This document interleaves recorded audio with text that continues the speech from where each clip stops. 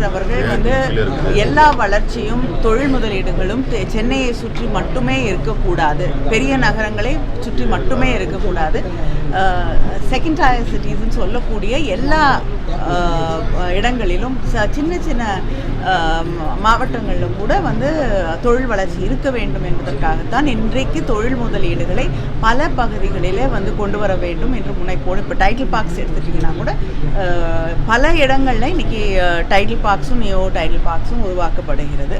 அப்படிப்பட்ட சூழ்நிலையில் இப்பொழுது தான் உருவாக்கப்பட்டிருக்கக்கூடிய இந்த மாநகராட்சி நிச்சயமாக அதோடைய அடிப்படை தேவைகள் மட்டும் இல்லாமல் தொழில் வளர்ச்சிக்கும் முதலமைச்சர் அவர்கள் அமைச்சரும் இருக்கார்.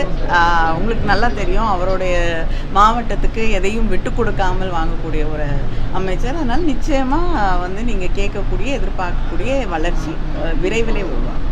பெரியார் போன்ற பெருந்தலைவர்களை போற போக்குல வந்து தவறான கருத்து சொல்றாங்க, அதை எப்படி பாக்குறீங்க மேடம்? இல்லைங்க, சில பேருக்கு வந்து தன்னுடைய விலாசம் முகவரியெல்லாம் வந்து இது காணாமல் போயிட்டுருக்குன்னு தெரியுது.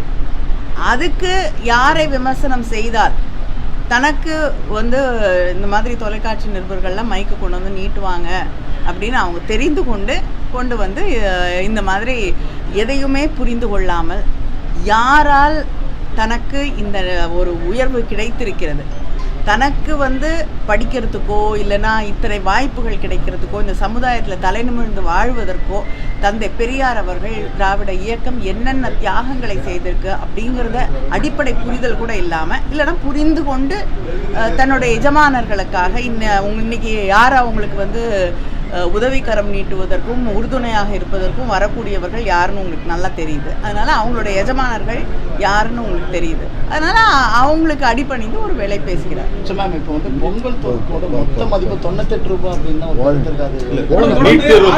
தமிழக அரசுக்கும் ஒரு போயிட்டு இருக்கு.